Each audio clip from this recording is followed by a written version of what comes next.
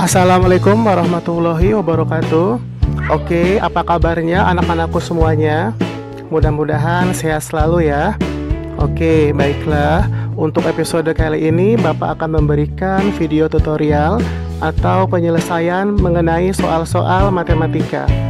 Dan untuk kali ini mengenai trigonometri. Baiklah, berikut videonya.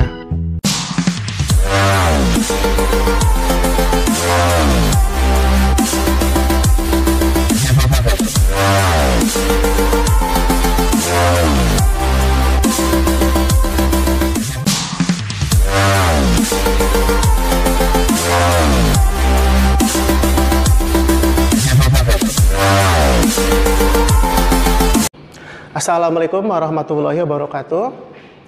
Pada kesempatan ini Bapak akan memberikan beberapa soal materi trigonometri.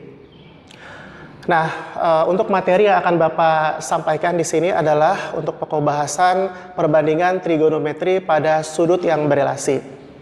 Pada sudut yang berelasi adalah pada sudut yang saling berhubungan satu sama lain.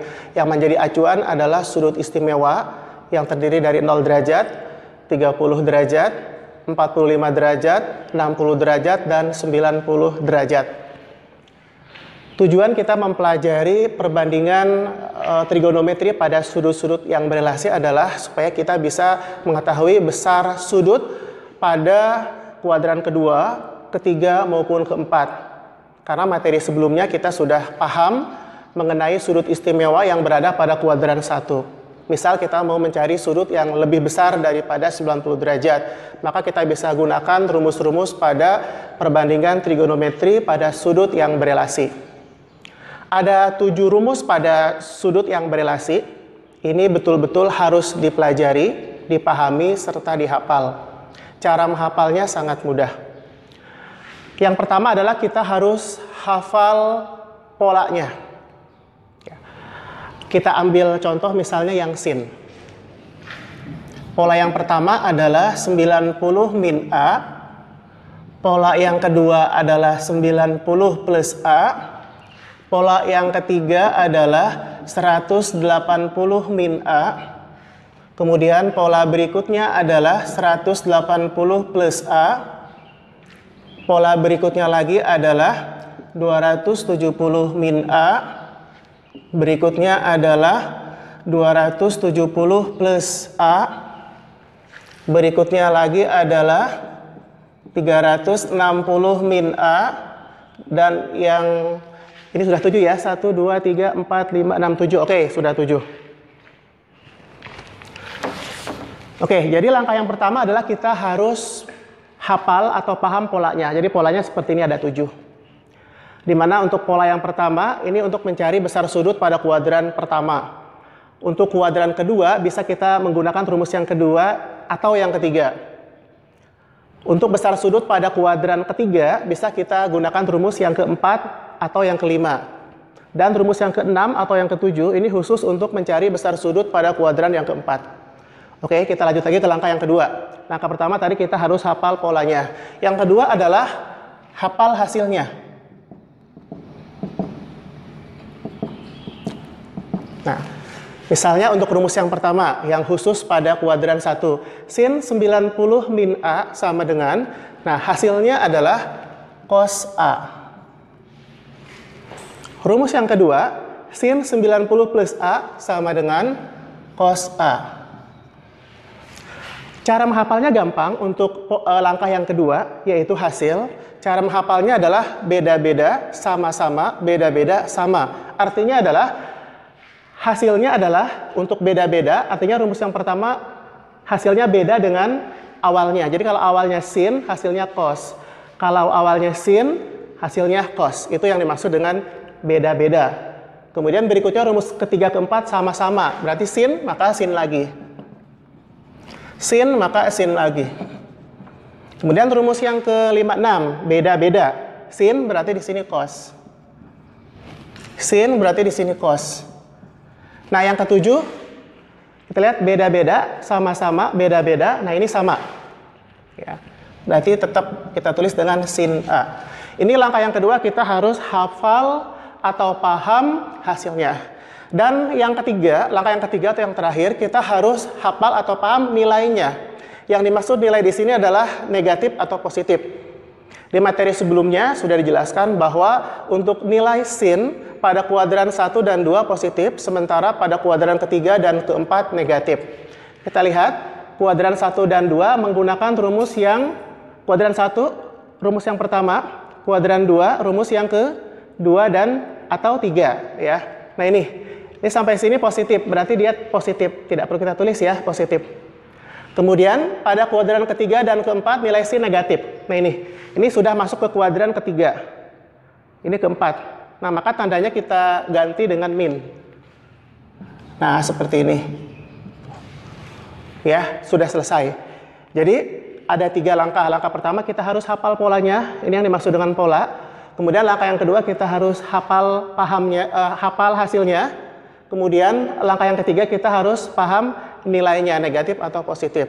Kita ambil contoh misalnya kita mau mencari nilai dari sin 120 derajat. Berapakah sin 120 derajat? Langkah pertama kita harus tahu 120 derajat ini ada pada kuadran keberapa. 120 itu ada pada range atau rentang antara 90 sampai 180. Nah, maka 120 ada pada kuadran kedua. Sehingga untuk mencari sin 120 kita bisa gunakan rumus yang kedua atau yang ketiga. Jadi bisa gunakan rumus kedua atau ketiga. Kita ambil satu contoh, misalnya kita ambil rumus yang ketiga. Ini ya, rumus yang ketiga. Kita tulis sin 180 min A sama dengan sin A. Maka sin 120 derajat sama dengan sin, kita tulis 180 dikurang. Nah, 120 itu artinya 180 dikurang berapa? Dikurang 60. Ya. Sama dengan, lihat di sini, sama dengan sin A. Oke, boleh dilanjutkan ke samping, nggak apa-apa. Sama dengan sin, nah, A-nya di sini posisinya. Nah, A-nya adalah 60. Sama dengan sin 60 derajat. Nah, ini sudah hafal pastinya ya, pada materi sudut istimewa sudah dihafal dari 0 sampai dengan 90 derajat. Di mana nilai dari sin 60 derajat adalah 1/2 akar 3. Setengah akar 3. Ini contoh yang pertama, kita mau mencari sin 120 derajat. Contoh berikutnya, misalnya kita mau mencari nilai cos 225 derajat misalnya. Berapakah nilai cosinus dari 225 derajat? Sama dengan sin 120. Jadi langkahnya kita cari dulu, kita tentukan dulu 225 derajat ini ada pada kuadran keberapa. 225 derajat ini berada pada range 180 sampai dengan 270. Maka berada pada kuadran ketiga.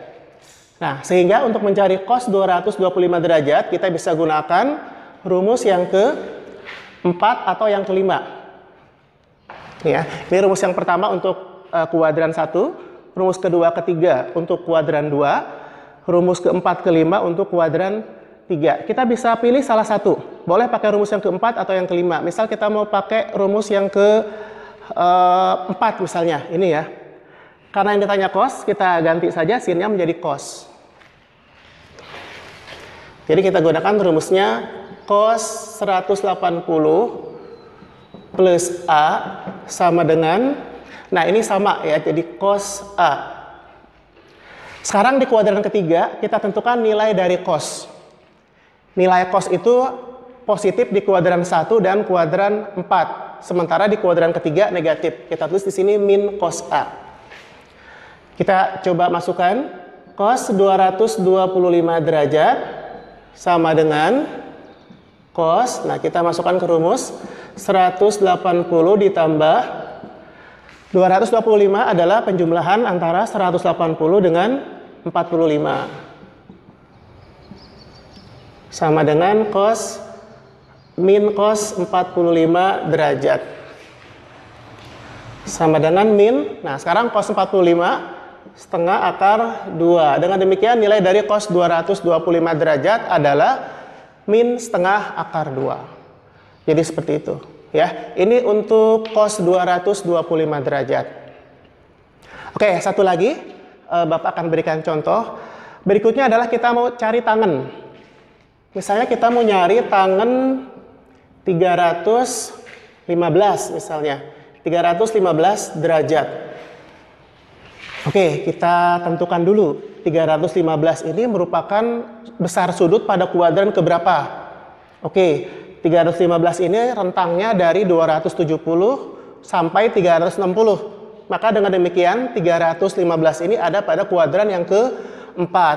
Maka kita bisa gunakan rumus yang ke-6 atau yang ke-7. Ambil salah satu. Misal kita mau pakai rumus yang terakhir, yang ke-7. Sin-nya tinggal diganti dengan tan. Jadi tangen 360 min A ini ya, sama dengan tangen A. Sekarang untuk tangen yang positif ada pada kuadran 1 dan 3. Sementara di kuadran 4 nilai tangen negatif ya. Berarti kita tulis di sini nilainya min. Kita selesaikan. Tangen 315 derajat sama dengan tangen. Nah, kita tuliskan 360 dikurang berapa supaya hasilnya 315 dikurang 45 ya. Oke, sama dengan min tangen 45 derajat sama dengan min tangan 45 derajat 1 ya.